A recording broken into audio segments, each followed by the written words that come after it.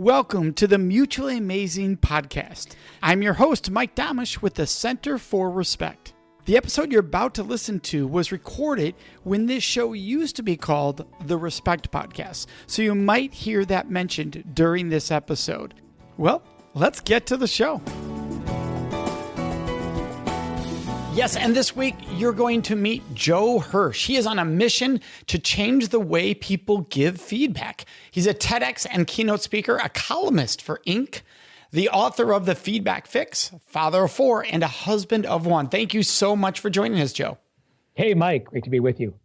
You deal with feedback specifically. So how can feedback build a culture of respect? Well, the first thing we need to focus on is how it builds a culture of disrespect. And unfortunately, that is often the case with most feedback. And that's because of the orientation of the way we're talking to people. We can't change the past. We can't control things that fall outside of our own abilities.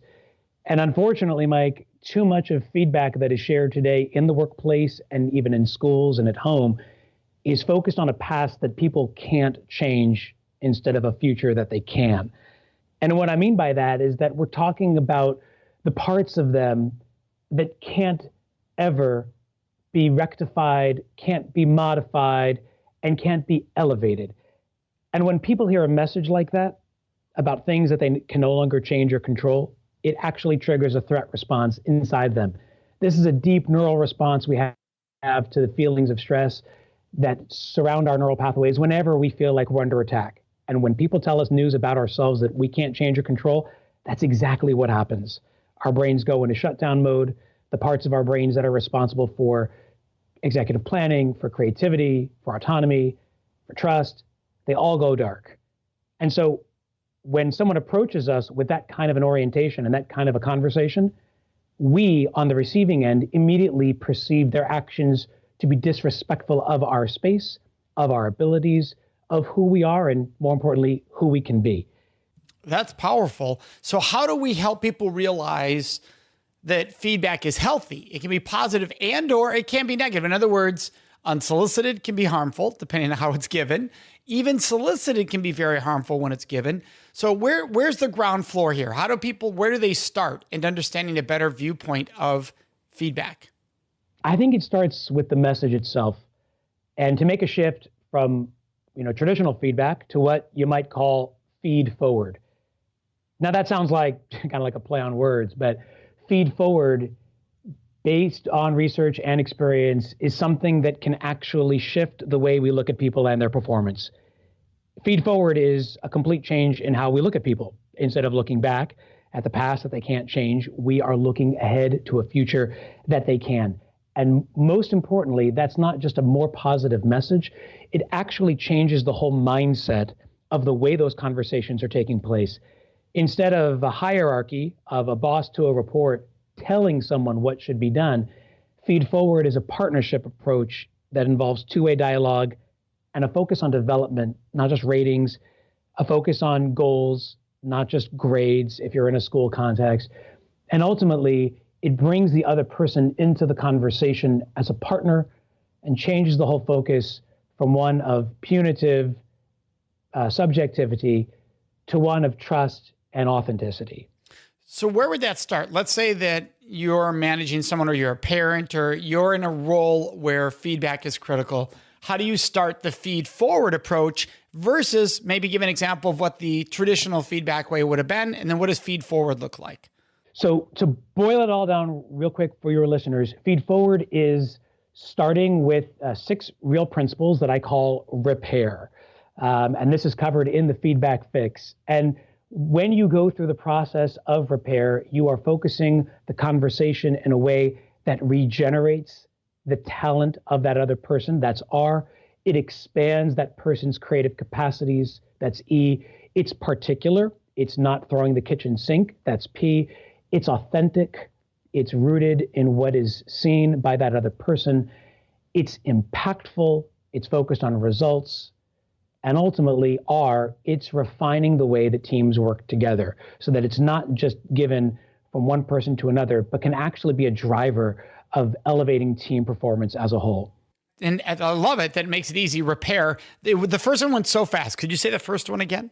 Absolutely. So repair stands for regenerates talent. There we go. That was the one. I was want to make sure I have that for all of our listeners in our show notes. So thank you. So regenerates talent. Let's back up on that because I think some of the others are very clear. Expands possibilities, go in with an open mind, be particular. Don't just throw. I thought that was a great example. Don't come in just flying high on everything. And authentic. Don't be fake. People hate that. But regenerates talent. I think people go, what? What does regenerates talent mean? So most of the time when we're in a feedback situation, there is an imbalance of power. Naturally, right? A parent to a child, a teacher to a student, a manager to a report. And when you enter with that approach, then you are essentially depleting someone's talent because you're looking at what they did and you are critiquing from a point of power what went wrong and basically telling them not to do it again. With Feed Forward, and in this first stage of regenerating their talent, we're looking at them as a talent source that can be tapped and that can be regenerated time and again, if only we just use the right words and have the right mindset. So if our message and our mindset is correct, then we can do that. So you approach this person not as an empty vessel waiting to be filled, but as a talent source waiting to be unleashed. And to do that, start by asking more questions of this person and put aside your assumptions and your preconceived notions of what it is this person has done and really make room for that person to fill that space with information you may not have. And in the context of that conversation, of this dialogue that is now begun between manager and report, between parent and child, between teacher and student, you're going to learn information you may not have known before. Things that you as the manager or the parent or the person on the other end of that feedback may not be aware of, but now can finally hear. And you may be made aware of things that you knew about in the past, but that you might have had a different view of, and certainly not one that related to the view of the person who's now speaking to you.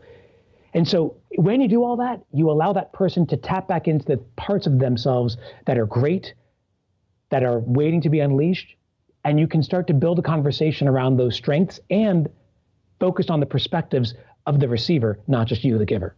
All right. So what's an example? I love this. What's an example of opening that conversation? How do you, what are words to actually use in that moment that creates that setting? So let's say I'm a manager giving you a performance review. And one thing that hopefully we'll dig into a little bit later on is that these conversations shouldn't be scheduled in seasonal sport. These conversations should be happening all the time because performance is happening all the time. But if you and I were talking, Mike, I might say to you, look, let's make our conversation about 4 C's: your career, your capabilities, our connections, and your contributions. So I might start by saying, Mike, it's been a great quarter. You've been doing some great stuff. Can you tell me what's been giving you energy at work lately? What's been draining you? What's making you happy? Where do you feel you've learned and grown in the last, 3 months? And so you're opening up a conversation with the receiver in mind, and you're allowing the space and the time for that receiver to enter as a partner and not simply as a victim or an adversary. I love that because you're starting off by, hey, where are you at, really, right? Where are things at? Where do you drain? Where do you get energy? It also takes us beyond the typical benchmark objectives of numbers. Where are sales? Or where is that project at? It's saying, hey, how you doing? There's a human element to it. Yes, because when we know that someone cares about us, we automatically trust them, like them, and want to listen to them. And if we enter as an adversary, already throwing our perceptions of what they've done in their face, then they're going to go into threat survival mode, which is that primordial instinct deep down in our brains where we're going to start putting up walls and challenging and doing fight or flight. And we don't want the conversation to go like that because ultimately change isn't about forcing the issue. It's about provoking insights that can lead to positive and lasting outcomes. So when you open with that first C with career, you're showing yourself as a partner, not as an adversary. You are de-escalating the stress and tension that all too often is a part of these performance conversations. And you've made it about them. You've said, hey, look, I'm here for you. I want to help and support you. But first, I want to hear how are things going for you? And that's why I think these conversations should be happening all the time and not just once in a while. But once you cover the career and you sort of set the stage, you then let them dig in. You get into the next C, which is capabilities. And you ask them questions like, all right, Mike, what kind of feedback have you gotten from people on the team lately, or me, that has made you think about changing something? And again, you may well know what that feedback is, but by you, Mike, the receiver, really reflecting on that question, you will point to the information that is most important to you, and therefore will give me, the giver, an insight into where you are. Where's your mind at? Because performance is an inside game. And if people's minds aren't right, then we can't really help them from the outside. That change has to come from within. Tell me, Mike, what are some of the strengths that, what are some of your strengths that we haven't been tapping? Or what do you see as something that you've really been working on lately? Sort of a personal goal for yourself. And then once we've framed the conversation as it's about Mike and Mike's view of his own performance, then I can step in and say, all right, well, connections, the third C. How are things going between you and me? Am I, your manager, helping you do those things you're talking about? You've articulated an area of strength. You've talked about things that have given you joy. You've talked about what personal best looks like. So now help me understand how I can continue to support you to do that. Or if I'm not, what can I do to change that? Again, bombshell, total change in the way these conversations go. In a traditional feedback conversation, the manager is essentially counting beans. He or she is gonna list all the things that we've done right or wrong, and then present a litany of those facts and leave it for us to decipher how best to move forward. But with Feed Forward, we are helping to shape that future conversation and those future actions by listening to what the individual himself or herself feels, thinks, and is ready to do, which leads to the final C, which is contributions. Now that we've set that stage, we've focused on your strengths, I know how I can support you as a manager or what I should be doing as a manager to help you. Now we can talk about how you can lean into that space and fill it the way you best know how, together with me as your manager shaping those goals. Because Feed Forward is not about managers relinquishing their power. This is something that I try to drive home to the companies that I work with, audiences that I talk to from the stage. This is not the abdication of leadership. This is not management light. Feed Forward is an intentional and deliberate shift in the way managers see their roles. They are not there to fill a bucket. They are there to light a fire. And when managers start to think like that, when they start to look at that person on the other side of them as someone who is worthy of service, who has talents and strengths, and it is their job, the manager's job, to unleash those strengths and capitalize on those talents and to bring out areas of that person that the person may not even know about yet, that changes the entire narrative and the entire trajectory of these conversations. It puts people at ease. It gives them confidence. It gives them strength. And ultimately, it brings them joy. And I love how it's built in respect throughout, which is beautiful. For the person listening going, where's the place where I need to give them the difficult news, what somebody considered difficult, where they're not performing up to par? Yeah. Where does that fit in there if they're not noticing it? In other words, yes, if they bring it up like, hey, I feel that I'm struggling, yeah, there's room there. But if they think they're acing everything, which can happen, and they're really struggling in the eyes of you, the leader or the management, where does that show in those 4 C's? Such a good question. And it's one that I get all the time, which led me to rethink the way that we often deliver bad news, which is the praise sandwich, right? Right. We are always dishing out this 2 pieces of praise with, a little bit of criticism tucked in between. And we do that, Mike, for obvious reasons. We as managers don't want to be the bearers of bad news, because unless you're just a really bad person, you don't want to bring terrible news to someone's doorstep, and you don't want to make someone feel bad. You want to hurt them. So we opt for these gauzy praise sandwiches where we're just hoping that maybe they'll pick up on the tough news in between. That's a mistake. People ignore that mushy middle. Brain research shows it. Experience shows it. People only hear the first and last things we tell them, but they ignore everything in between. So praise sandwiches are not very effective. Instead, I think Feed Forward has a role to play. And here I call it, instead of a sandwich, a wrap. I just love acronyms. So here's another one. WRAP stands for what and where, reason, affect, and prompt. And when you give a feed-forward wrap, you're essentially utilizing the same principles we talked about before, but you're going to be very particular upfront and clear and transparent with what it is you need to talk about with that person, where it's happening, and why it matters that this conversation has to happen. So let's just say, Mike, you're a member of my sales team, and you tend to be a loud talker. You are over talking everyone else on the team. No one else has any room to get a word in at meetings. And even though you've got great ideas and you're a high value member, I still feel like there's room for others to contribute. And I need to talk to you about that, because also the other members of the team have come to me and said, Mike he's shutting us out. He's taking over the meeting. I can't get a word in. And I've got ideas too. So help me. By the way, did you pre-interview me from like 4 years ago or something? So I talked to your mother, actually. There you go. I mean, many of those things fit a lot of us entrepreneurs or speakers, or, that we get excited. We can dominate without meaning to. So those are great examples. Yes. And this is a perennial problem for anyone who has great ideas and gets excited. And even if there's no malintent, they get excited and energized by these things. And without even realizing it, we tend to show up a certain way to people. So I'd take you aside. I'd say, look, Mike, I want to talk to you about the sales meeting and the way you were talking in it. Now, why is that important? I just did W, right? Why did I have to label it for you? Because if I just say, Mike, can I give you some feedback? That's a nice question. That's a nice soft entree. But once I ask you those dreaded words, the words that set off a whole threat response deep inside us, you're already approaching with an uh-oh feeling in your stomach. Whoa, what's Joe going to say to me? Whoa, did something happen? But by me labeling right off the bat, hey, here's where it's happening, and I want to talk about this particular thing, already you have a context for that conversation, and it's going to de-escalate some of that stress. At least it focuses the stress, right? Because I can be freaking out in my mind, but I'm freaking out about what did I just say in that meeting? So that's specific versus, oh no, where is this going? Correct. Yes, it's not going to take it all away, but it is going to mitigate some of those feelings that you would have otherwise had. And then you get into the reason.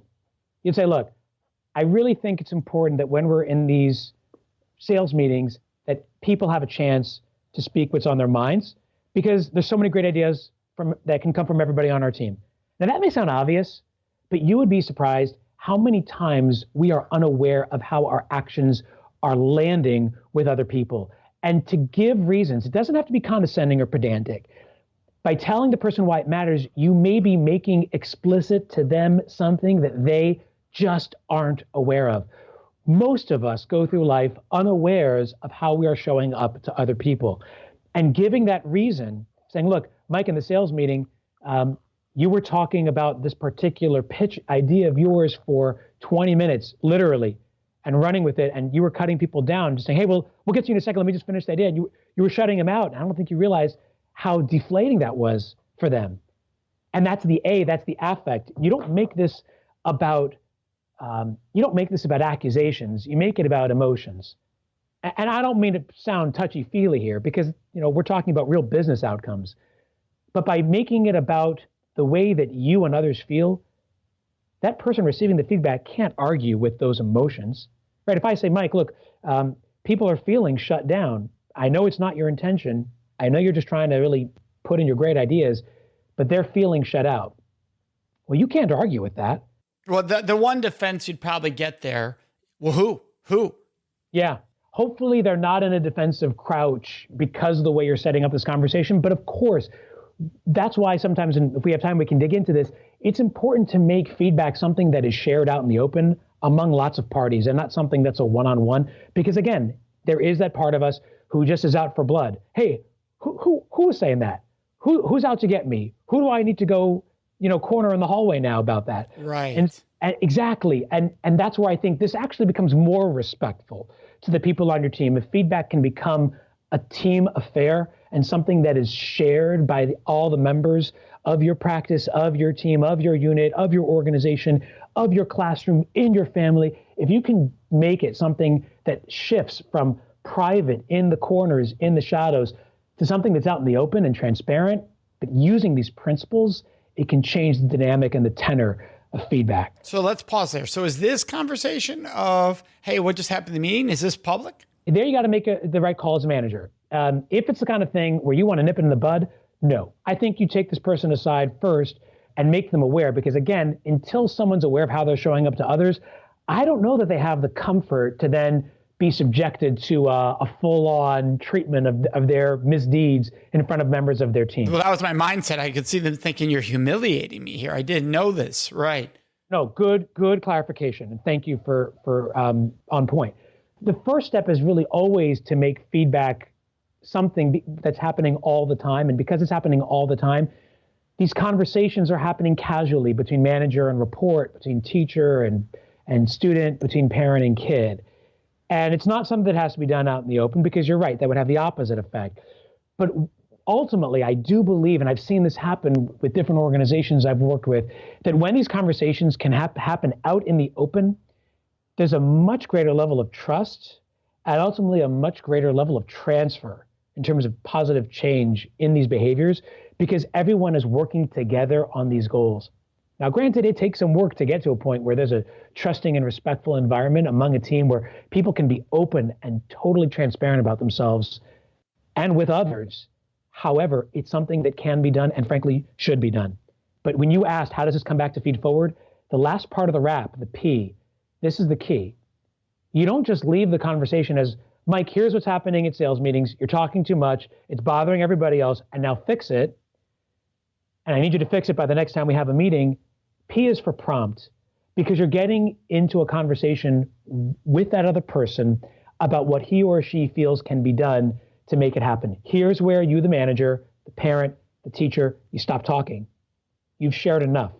And now you want to open the door and the conversation to that other person for he or she to fill that space the way they best know how. They may come back and say, oh my God, I totally had no idea. Thank you. And they'll on their own immediately suggest some ways they can fix it. They may, however, come back and say, I actually don't think I was talking very much at meetings at all. I think I actually was very charitable and shared the floor many times. But that's also important information for you, the manager, to know. Because if really that person is that unaware of how they're showing up, then other things have to be done before you get to that person prompting. Then you really have to go back and unpack the conversation and unpack where that person's at in terms of their mind. This is where those other questions we talked about before are so important. You know, how do you feel you're showing up to your team in terms of your own career, in terms of your capabilities? The second of those C's, you know, what do you think you bring to the team? I mean, obviously this person must see himself, or she might see herself as a real star on a team. And the way you give feedback to a star performer, according to research, is way different than the way you give feedback to someone who's floundering. And we have to right size our feedback. And that's sort of the underlying message behind feed forward, is that if we let that other person fill the space the way they best know how, then the feedback that we are giving to them is going to be customized around their strengths, will be aligned to their current readiness, and ultimately is going to support their capabilities and drive them to the next level of success in a way that they know and want to.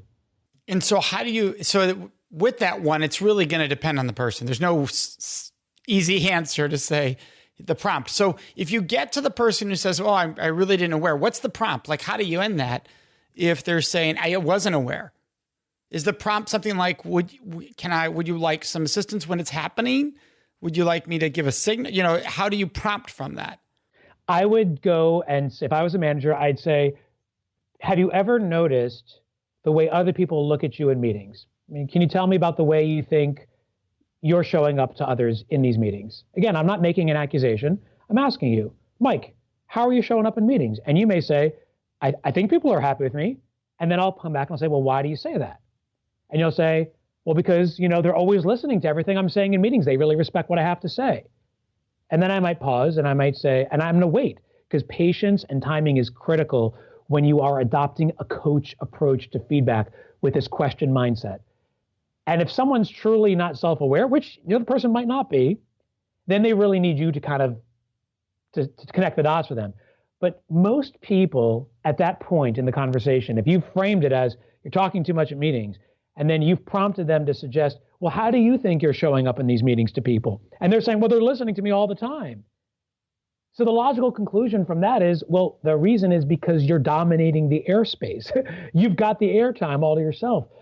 And sometimes you may need to connect those dots, but whenever possible, leave room for someone else to fill it. And that's where prompting is so critical. Well, I guess that's maybe where I'm a little confused. I'm just trying to clarify. Let's say that I acknowledge, oh, wow, I didn't realize that. Thank you very much.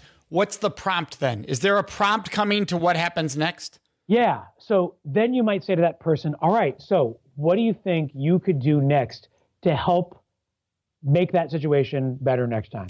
There's the prompt. Okay, that's what I was looking for. I was looking for the behavior there. Okay. Oh, yeah. So it's always focused on behavioral change, and it's always focused on measurable outcomes. Right? This can't just be a fluffy conversation. These are critical conversations.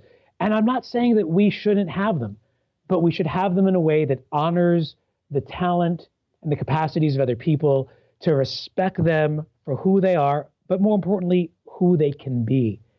And that's our job as managers, as parents, as teachers, as friends.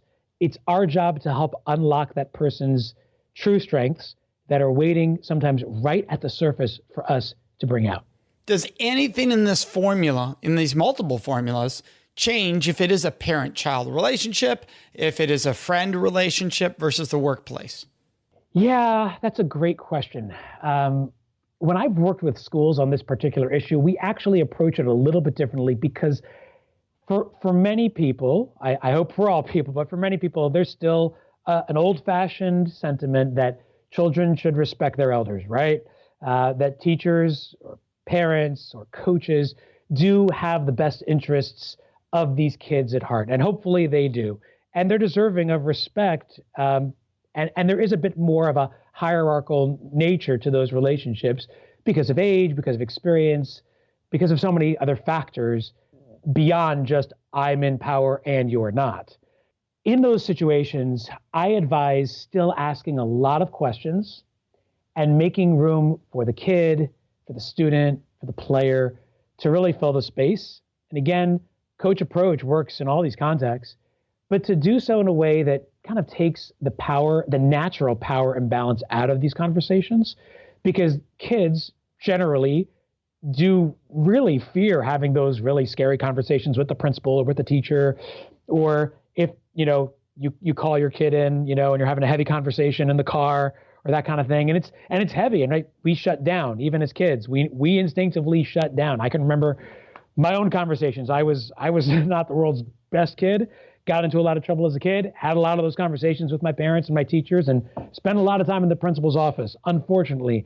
But if the principal had taken me as maybe not into his office, but had taken me maybe into the cafe or to the cafeteria, and we had this conversation over a hot chocolate or maybe a piece of candy, I don't know. I think I might have approached it more as a partnership. So that's something I do advise, is change the context. Yeah, I tell parents all the time when you're having tough conversations, don't have it always be consistent. Like, go for ice cream, but don't always go for ice cream or they'll stop going for ice cream. Yeah.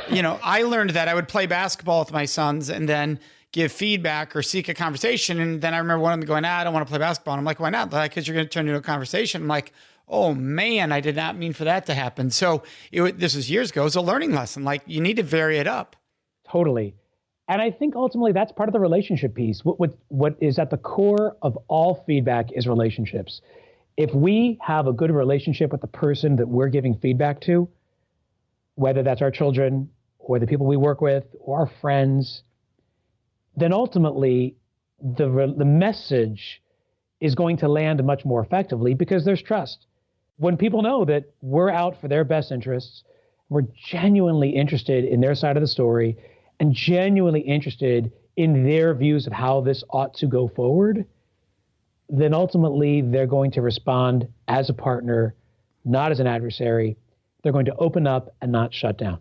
That's great. Now, wrapping this up, Joe, the last question I wanted to ask is, what are the telltale signs when someone is going to give you respectful feedback or not? So you like feedback, but toxic feedback is not helpful. So what are the telltale signs that this person's likely going to give me respectful feedback versus disrespectful? Yeah, you're making a really good point, because feedback can come from many sources, right? It doesn't just have to come from our boss. It doesn't have to come from our coach or our parent or our principal. It can come from the people beside us, not just above us. And the thing that I think is important to focus on, I say there are three things. Number one is that trust factor we talk about. It's really important to go to someone who you know has your back and who is going to give you the full, unvarnished view of what's going on and isn't going to sugarcoat it with a praise sandwich and is going to tell it to you on the real. But trust is important, but so is technique.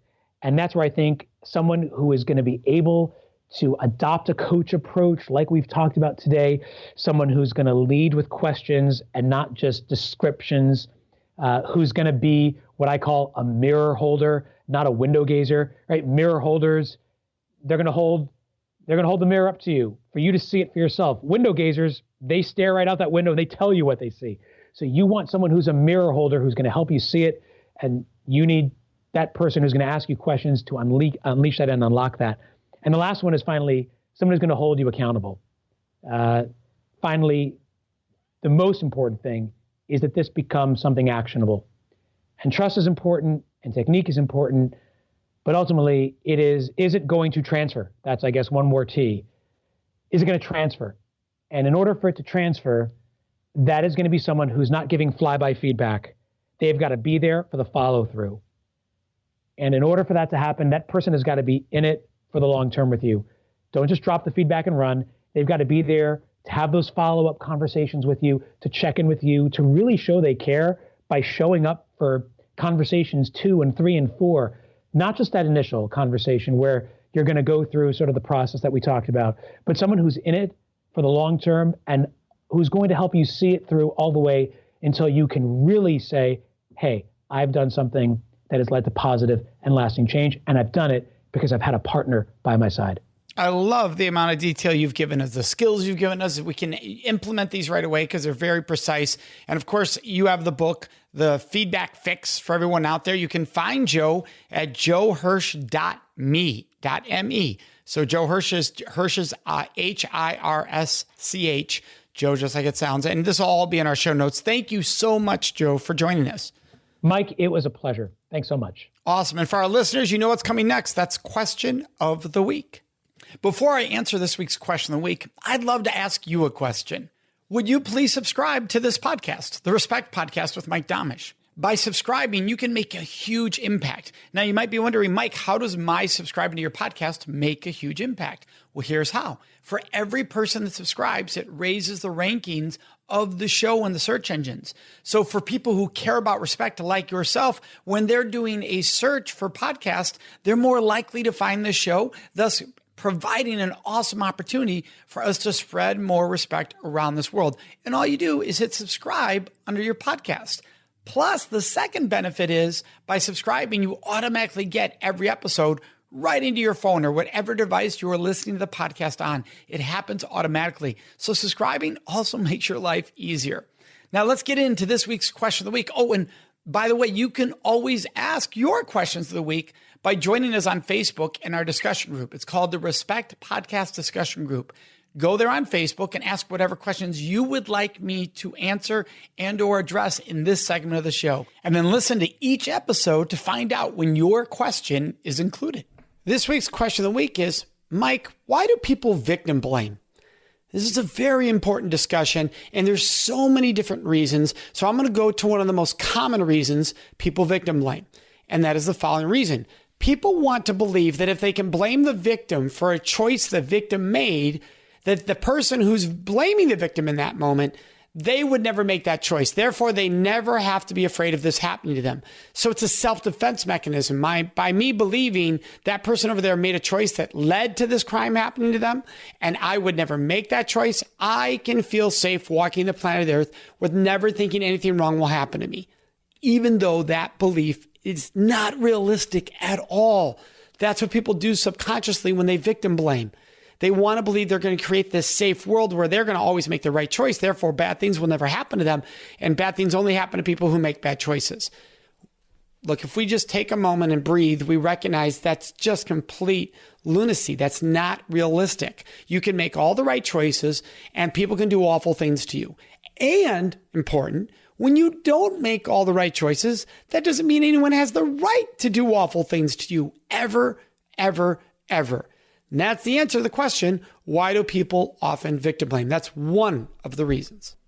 We'd love to hear your questions, your thoughts, and your ideas. And the best place to leave those with us is on our Facebook page at facebook.com/Mutually Amazing Podcast. Of course, you can always contact us on our website at mutuallyamazingpodcast.com.